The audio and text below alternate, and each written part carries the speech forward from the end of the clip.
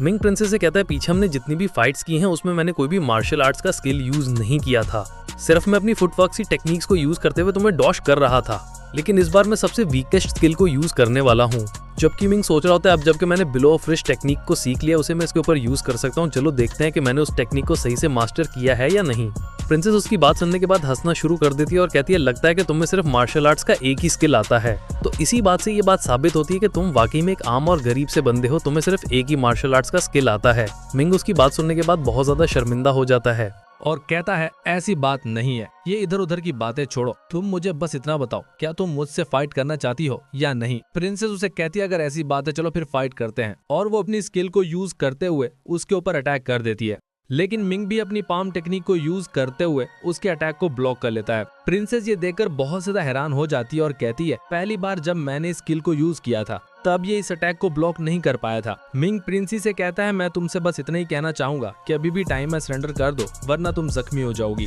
Princess ऊपर की तरफ जंप करती है और अपनी पावर्स को रिलीज करते हुए उसे कहती है तुम चाहते हो कि मैं तुम्हारे सामने सरेंडर कर दूं, तुम्हारे सपनों में ऐसा कभी भी नहीं होने वाला। मिंग भी अपनी बिलो ऑफ फीस तकनीक को रेडी करता है और उसे पंच मारने के लिए रेडी होता है और अपनी पावर्स को रिलीज करते हुए कहता है चलो फिर ठीक है, अगर तुम अपनी मर्जी से सरेंडर नहीं करती तो मेरी इस टेक्निक को देखने के बाद तुम जरूर सरेंडर करोगी। प्रिंसेस उसकी पावर को रिलीज होते हुए देखकर कहती है इसकी की पावर तो बहुत ज्यादा बढ़ चुकी है, लगता है कि ये अपनी फुल स्ट्रेंथ को यूज करने वाला है, मुझे भी अपनी फुल पावर को यूज करना पड़ेगा। और वो भी अपनी फुल पावर को यूज करते हुए उस पर अटैक करने के लिए आगे बढ़ती है और वो दोनों ही अटैक करने के लिए आमने सामने होते हैं। अपनी फुल स्ट्रेंथ के साथ जैसे उस पर अटैक करने लगती है, मिंग फिर से अपने फ्लैश स्टेप को यूज करते हुए बड़ी स्पीड के साथ उसके पीछे चला जाता है। मिंग यहाँ पर उसको बेवकूफ बनाता है, वो यहाँ पर नए स्किल को यूज नहीं कर रहा बल्कि पुरानी स्किल को यूज कर रहा होता है। वो पीछे की तरफ से जाकर उसे अपनी बाहों में पकड़ लेता है, साथ ही अपनी उंगलियों को ऊपर की तरफ उठाते हुए उसकी चेस्ट के ऊपर अपनी उंगलियां गाड़ देता है और कहता है मैंने तुम्हारी डेथ एक्यूपंक्चर वाली नर्व्स को दबा दिया है,